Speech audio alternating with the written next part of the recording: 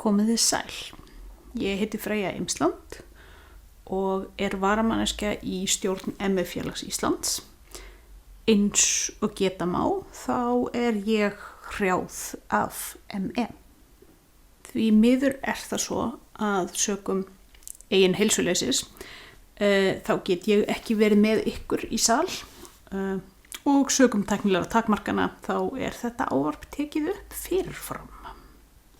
Eins og sjá má, þá ég ekki í mynd, en það helgast af því að birtan af skjánum meira skynrænt álag en ég þoli, eins og sakir standa.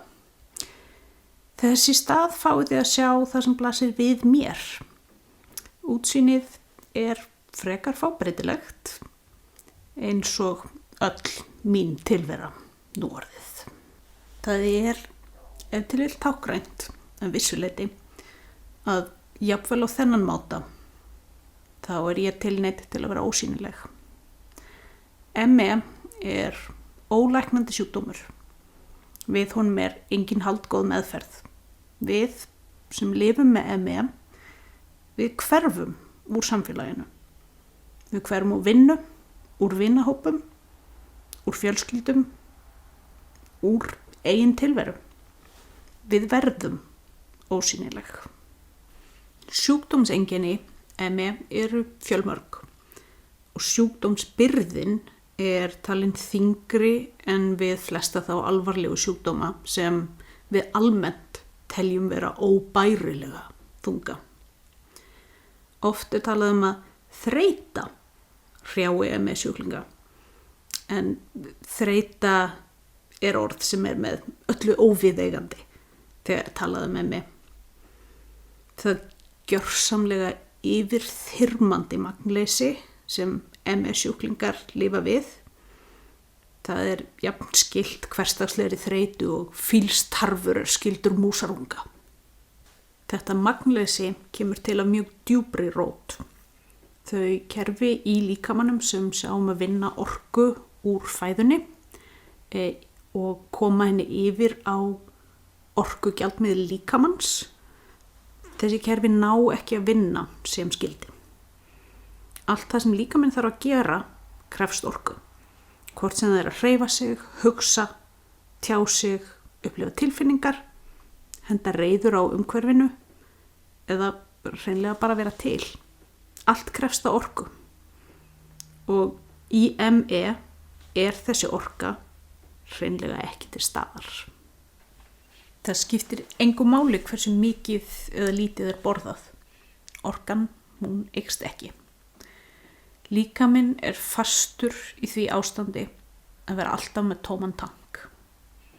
Þegar orkan takmörkuð verður allt álag, hverjar tegundar sem það til þess að skapa alvarlega hættu á því að sjúkdómsástandið versni til frambúðar. Því það sem við köllum virkniaðlögun grundvöllur þess að lifa með ME.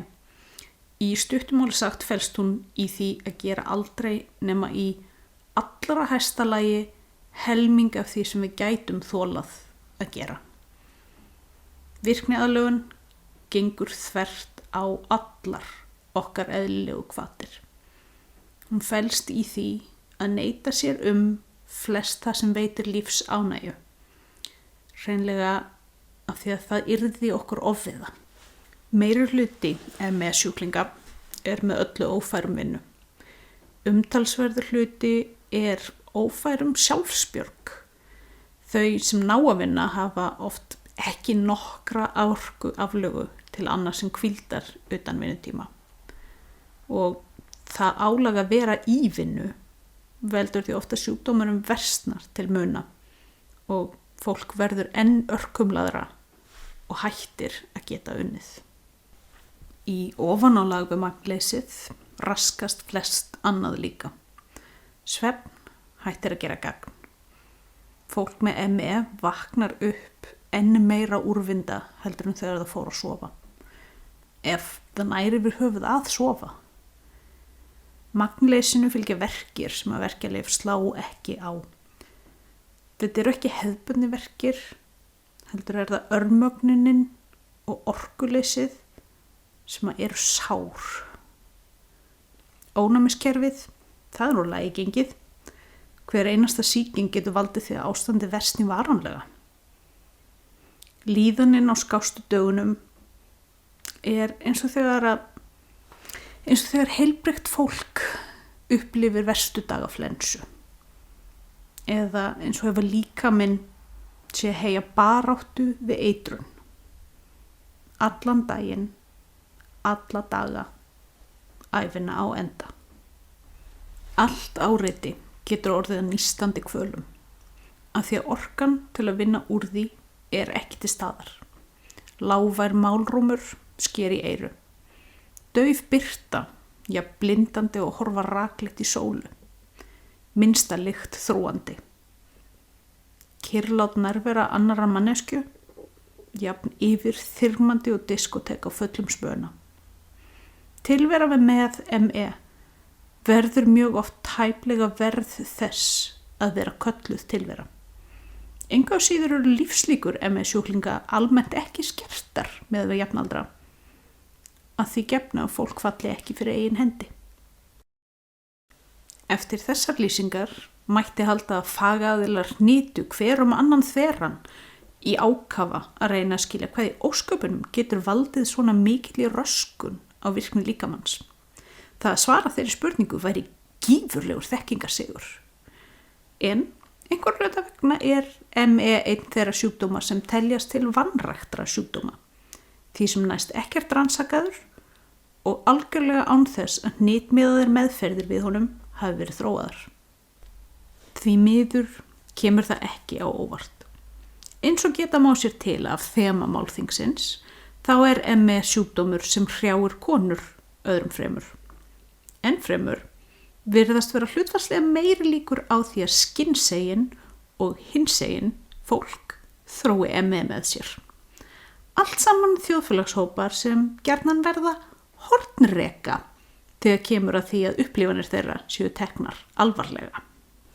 Í stað þess að ME sjúklingum sé mætt af óskilyrtri mildi í hlutfalli við alvarleika sjúkdómsins, þá hafa ME sjúklingar gervalla veröld upplifað það áratugum saman að þeim sé ekki trúað. Öllu hugsanlegu öðru er kennt einkennileysingar þeirra. Móðursýki, kvíði, þunglindi, leti, heilsukvíði, listarstól, matgræðgi, tíðakvörf, ímyndunarveiki og þar fram eftir götunum. Þeim er sagt að leggja harðar að sér, ráðlegging sem leiðir hreint og beint til þess að gera sjúklingana margfalt veikari. Það er mjög ljóst að meðvituð og ómeðvituð kvenfyrirlitning hefur valdið og heldur áfram að valda ME sjúklingum miska. Hvers kyns sem sjúklingurinn kann að vera. Því þurfum við öll að taka höndum saman og krefjast þess að menning innan heilbrigðisþjónustu verði tekin til gagngerrar endurskoðunar út frá þeim sjónarhóli að gera upp það sem miður hefur farið á undangengnum öldum.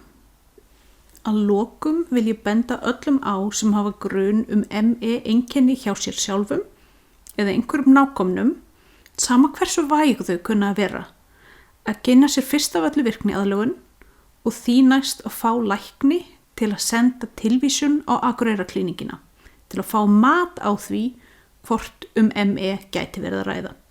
Við viljum endilega sjá fólk öðlast verkfæri til að ná betri líðan og að auki þurfum við á því að halda að sem flestir sem lifa með ME fái greiningu svo hægt sé að knýja á bætta þjónustu fyrir þennan vanrækta hóp sjúklinga. Takk ykkur fyrir.